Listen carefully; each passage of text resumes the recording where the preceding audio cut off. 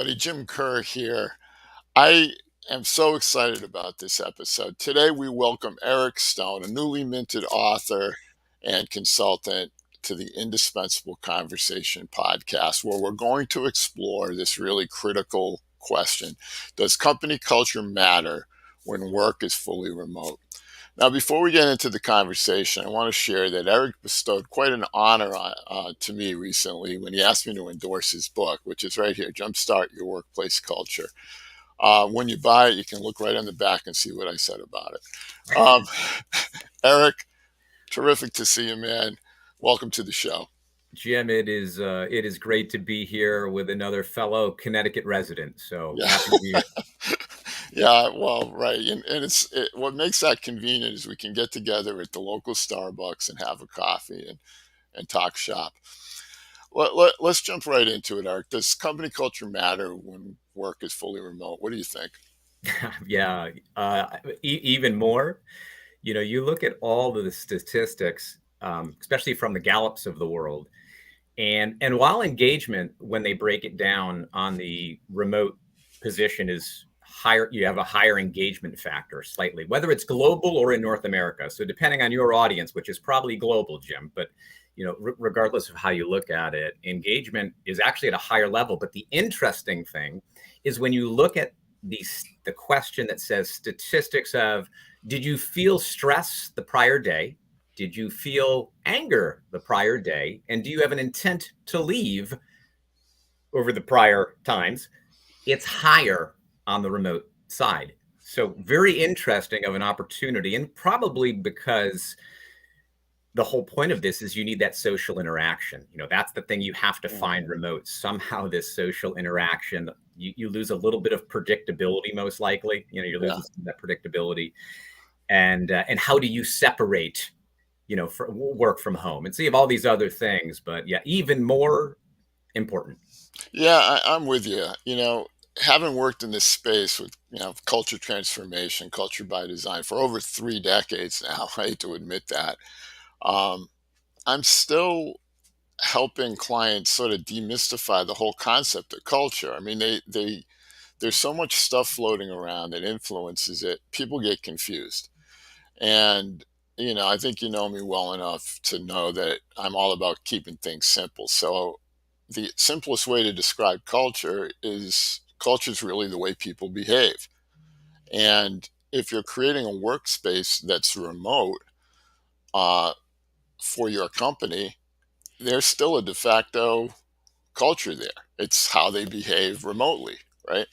So we've got to recognize that culture is really a critical aspect of this and be deliberate as we design our workplaces, whether they're remote, hybrid, in person, so that we're getting and creating a culture that enables us to achieve our strategic goals, right, as an organization. Um, which kind of leads me to the next question. How do remote work policies and practices align with a company's cultural norms? And what are the consequences if those things don't align in a remote work setting? Yeah. I mean, well, everything's about alignment. You said your definition of what culture is, and it is really my approach is usually it's the behaviors in alignment with your espoused values of what you're trying to do. And so when there's mixed signals, that's the challenge in any business: is how do we get a clear, succinct message that is threaded through your entire organization from top to bottom, and in a variety of settings and in a variety of different approaches to create engagement. And so it just creates what I would call a distraction or noise. And so when it's not in alignment and you're not listening, there's a challenge that's going to happen. Yeah, I mean, that's an interesting point. I kind of want to double back on that one a bit in a moment. But yeah, remote work policies and practices that deviate from the culture are going to corrupt your culture.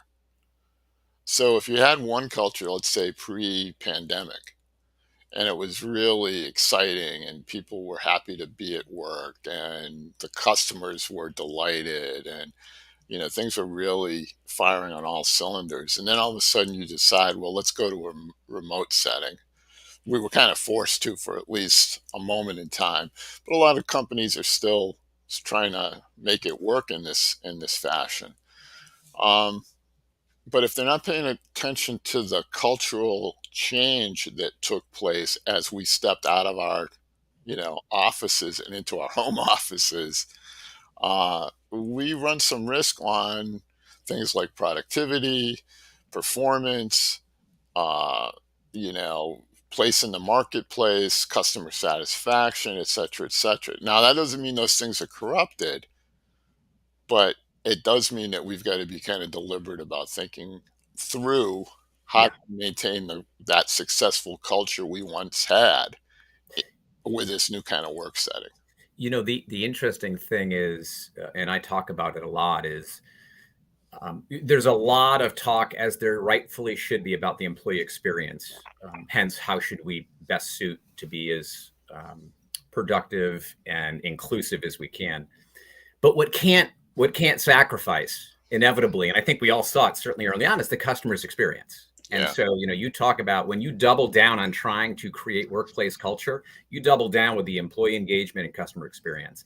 And that's the thing that concerns me the most, is while engagement's gone down, engagement leads to business outcomes. Well, that means business outcomes come down, which means service has gone down. And it is, unfortunately, too many times I'm seeing that service struggle. And so companies have to huddle up and get together to truly take an eye on that cycle of service for the customer. Yeah, I feel like that misalignment that seems to have happened in a lot of places as they shifted from in person to remote or hybrid, um, is getting sort of the wrong label. That we're looking at, oh, our people are not performing as well as they should. They're distracted when they're home.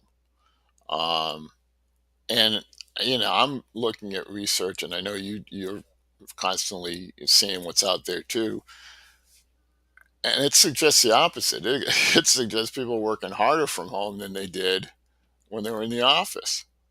They figured out how to manage the distractions of the home, and still are able to do good work. So yeah, I think the difference there is an engagement challenge like you're referencing.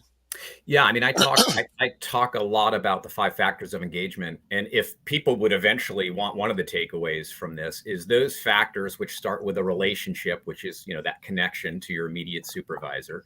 Yeah. You then shift down to clear communication of goals and expectations, kind of tuck in that. Then it's the right training, material, and equipment and information to be successful. Hence, when you work at home, do you have the right equipment and information to be successful? Mhm. Do you care deeply personally about the development of an individual and professionally? And then how do you recognize performance? And if under each one of those, whether you're remote, hybrid, in this case, remote, you just have to thread that 3 initiatives under each one and think deeply as we continue to get better and better at it.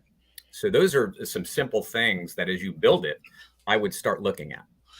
Yeah, I mean, I'm with you. We've got to make sure we can check all those boxes, right? Excuse me. Um, and certainly leadership expectation shapes the culture, right? So leaders always get, and I want to stress, always get the kind of behavior they're willing to tolerate. Okay. So if we're working suddenly in a remote setting and we're tolerating people being late to meetings or not showing up at all, then guess what we're going to get? We're going to get people that don't show up to meetings on time or at all. It's funny what you mentioned, even the meetings. I mean, when you talk about behavioral training, you have to, running a meeting is challenging enough to get people engaged in person. And so you have to be that much better and have a tactical approach to have a meeting be fun and exciting and energetic and engaging, as there are so many distractions.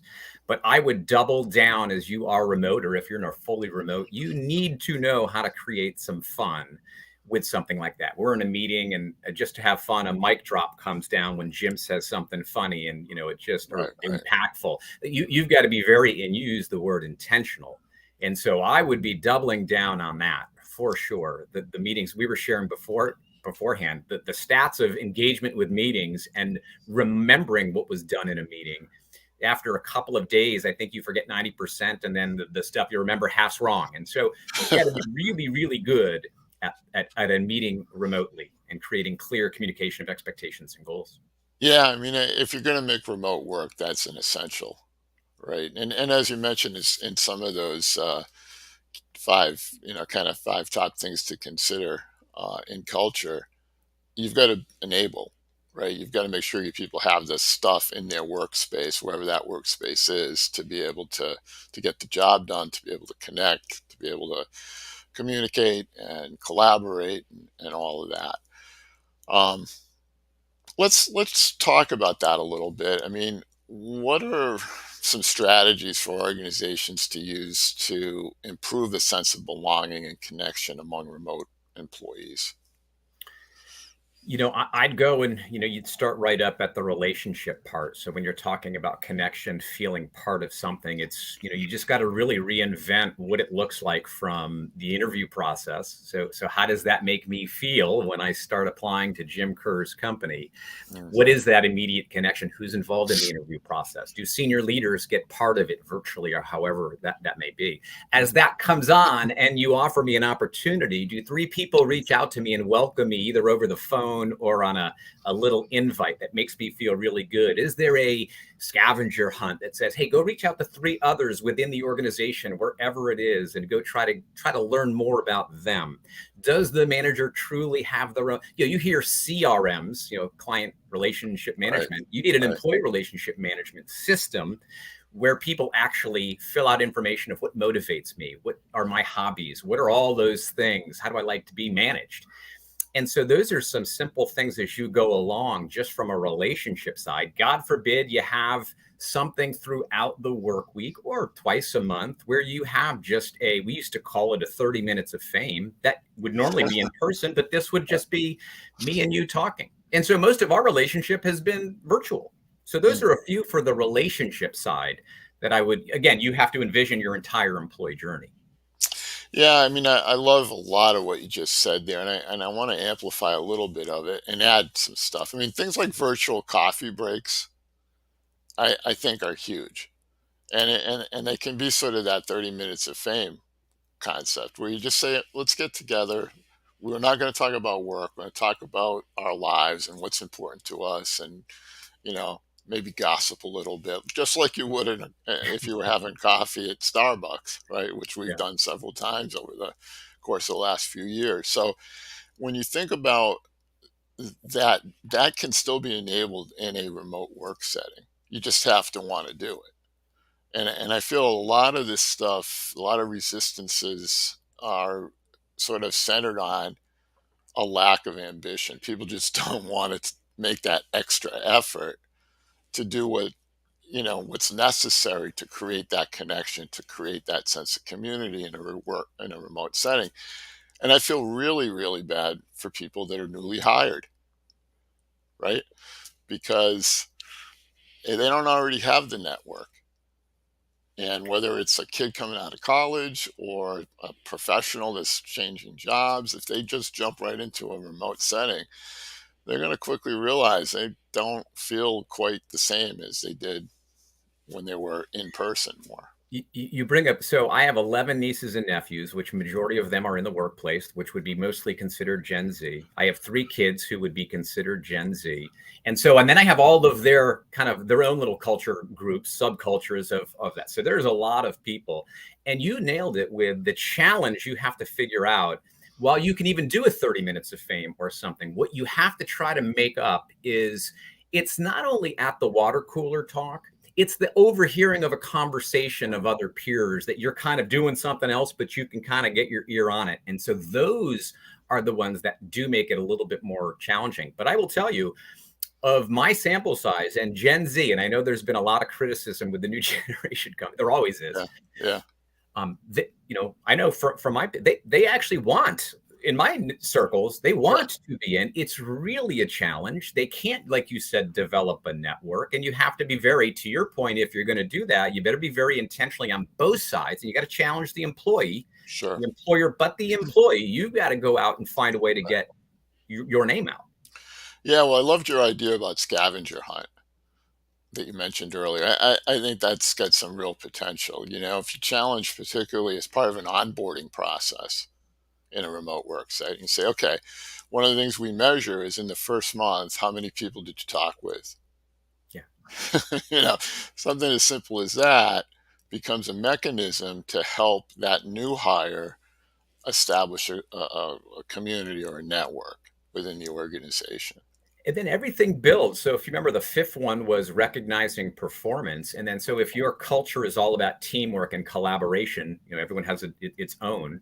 And then you're going to now recognize the individuals, those mentors, those what I call culture carriers, who are going to do the right thing. And you can recognize that and somehow have a wall of fame or a virtual wall of fame or whatever you do. And that's how you thread the needle through each one of them and then blend them together. It can be done. I will say it's clearly harder because of the social piece. Mhm. Yeah, and I feel bad for the kids coming into the workplace right now. I really do. They're not getting the kind of coaching you and I had early in our careers, where you could go to a meeting, you could sit down, you could uh, see what the person said or how they behaved. And when the meeting was over, as you're walking back to your office or they were walking back to their cube or whatever, you could pull them aside and say, hey, you got a couple of minutes, I want to give you some feedback. That Yeah. feedback isn't happening to the extent that it did in person. Why? Because you got the next Zoom call scheduled right after the one you're getting off, Yeah. and you forget to double back. You Which know, is another simple tactic of this pre and post. There's a first of all, instead of the hour meeting, you do it 40 minutes so you can have some wiggle room and you're not late for the next one. But there Mm, could be a 5-minute intro where you are working the room or you break people into a breakout, for not literally a breakout, but just to schmooze a little bit. And then post meeting, everyone stays on if they want. And because those are the things that are missed. You're dead on. yeah, I mean, let's give you an opportunity to riff a little bit about how we can work at employee retention and attraction. How do we do that in a remote setting? And I know, the default's going to be, well, a lot of people don't want to go back to the office, so you can attract talent that way because you're looking for remote opportunities. If you have one, you might get a boatload of applicants for the job. But once they're in the door, how do you keep them? I double down on those engagement factors, whether you're remote or in person or hybrid or whatever it is. And so I always used to look at it again through the employee journey. What are we doing throughout this experience that keeps people aware of where they stand, feeling inclusive throughout? And so I would go again, relationship, communication, right material and equipment, personal professional development, and recognition of things like that. You need everybody involved. And so you'll need your HR team, and depending how big your company is, but Mm, they need to be involved through what, many call those stay interviews and touch points and pulse surveys and reaching out. You have to find a way, because I used to be able to go in the field and actively see what was going on. I could watch the behaviors and visit people and talk to people and develop. And so you now have to be very measured and intentional about how you're going to do it through the virtual settings. But you can still ask your people, how are they doing? You can still ensure that you're tracking roadmaps or timelines for every level of individual. sure. You can still track, are people on pace for the promotion? And now with technology, if you're really smart, you are even in person, you should take the technology, because it's really impressive now of Mm, what you could do. And mm, so I would go in on a lot of those things, and there's so much more. But using also some of the technology that nowadays there's I don't know if you know of a platform called Gong, Gong. I was no. talking to a friend yesterday. It's just really impressive of what it allows you to do to be more effective. And it's a coachable tool. It's a clear communication tool. It lets you know where you stand. Yes, your supervisors can look into it. You can have your calls recorded. They get Mm, recorded not just so Big Brother's watching or Big Sister, but so you can look for filler words. And it mm, breaks it down based on some of your fillers. When you spoke versus when I spoke. It gives you a recap. And these are all important things from a developmental side. So mhm, using all of these opportunities to get better, to make people feel special, you are giving. The way I used to say it, Jim, is the more I gave, and the more my roadmap was there, I actually felt very comfortable challenging my team, and I think they'd admit that. Yeah, I again back to some of those techniques. I mean, even all hands meetings, those can still be done in a remote setting. Being able to reiterate mission norms, cultural implications or principles, all of that stuff. I think is still appropriate, still necessary. We've got to be able to, create a sense that we're all in this together, even if we're physically dispersed, even if we're all remote, we're all in this together. There's a common purpose. There's cause, to work together, which kind of, I don't know. I think we'd be remiss not to get at this, but in a remote setting, like how do you see teams collaborating and creating the cohesion that they often have when they're working in person? What are some of the ideas you might Yeah. offer in there? And let me take one step back. I wanted to make sure from a retention side, just one Yeah. important thing with these leadership groups is I write about it in the book. They're called culture carriers. Hmm. And these are the folks that are going to, when you need Sarah, someone needs to reach out. That culture carrier goes and brings up Sarah. Sure.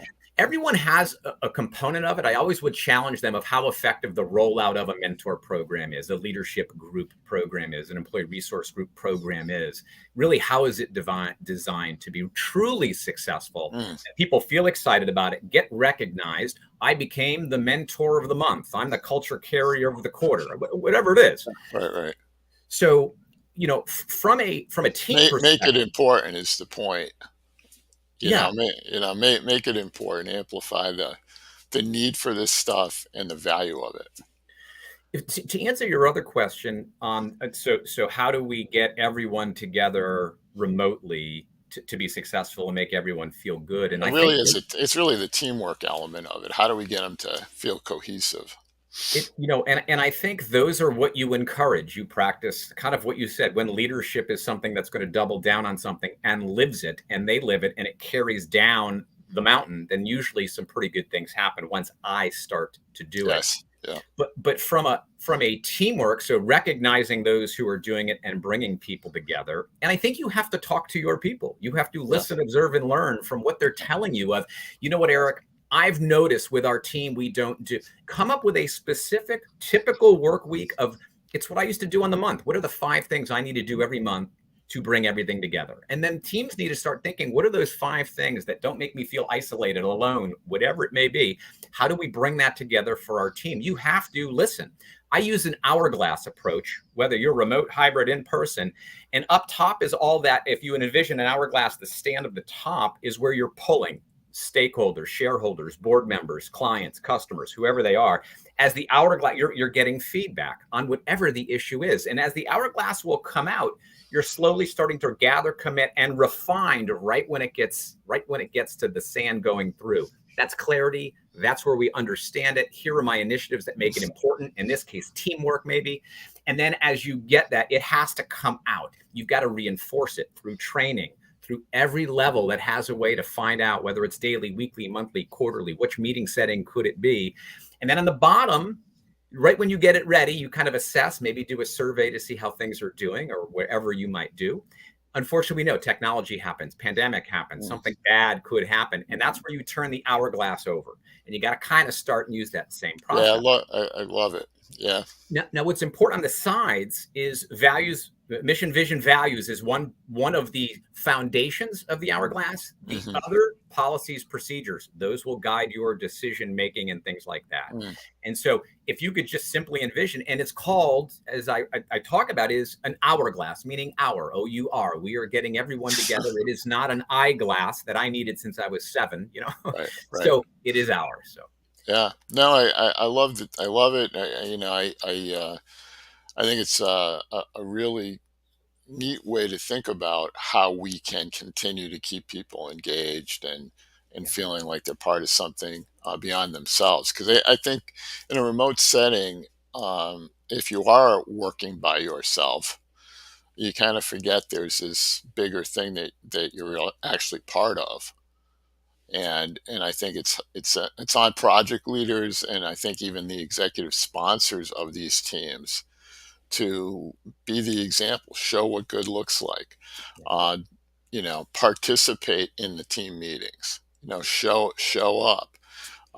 Behave in a way, set the tone so that remote teams know that you want to have them work in a place that's got high trust, accountability, integrity. Show that stuff through your own behavior in this remote setting, so that folks see what good looks like. Yeah. You know. Um, let's pivot a bit. We're starting to wind it down a little, and I just want to make sure that we can cover it all. You're one of these guys that I could talk to the rest of the afternoon, which we sometimes do. um, but as we're winding it down, what role does leadership play in sort of nurturing and embodying that strong company culture in that remote setting? What are some of the leadership behaviors that are most important in this sort of context?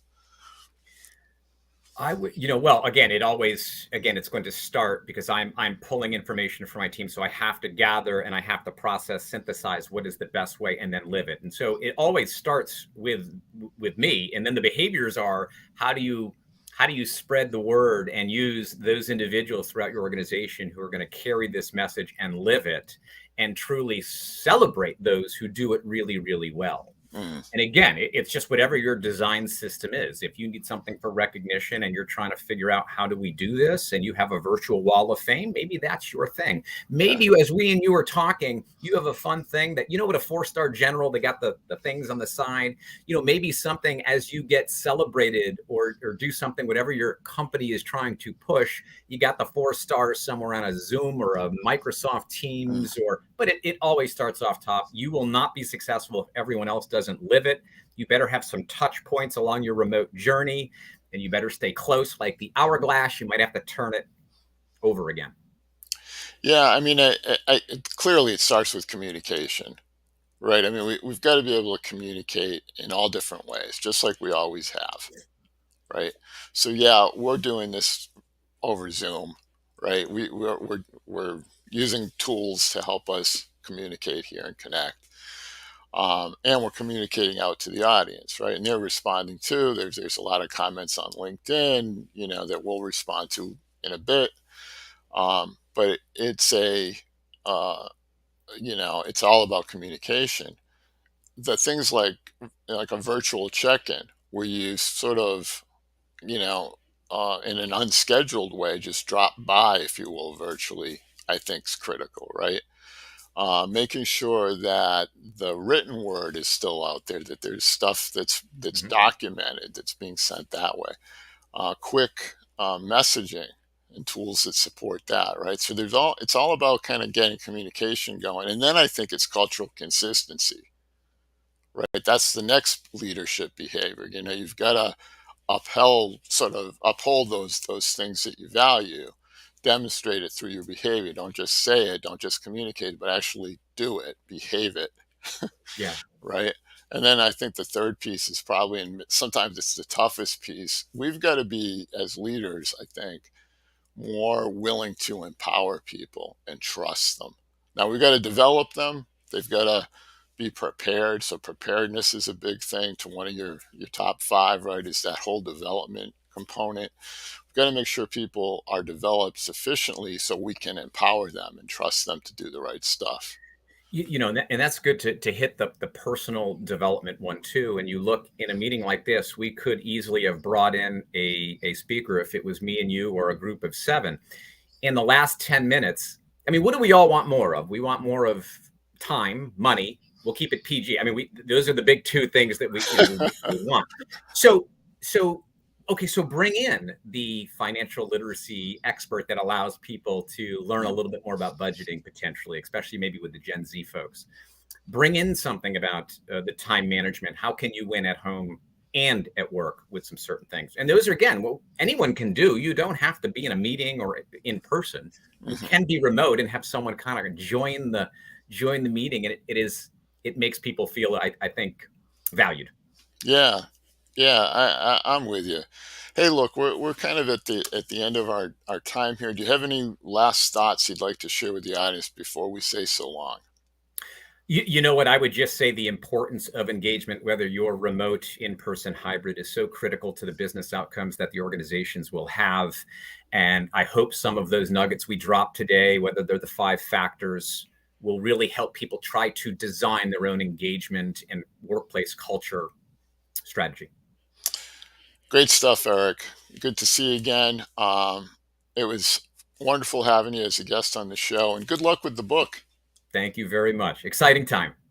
So long, man.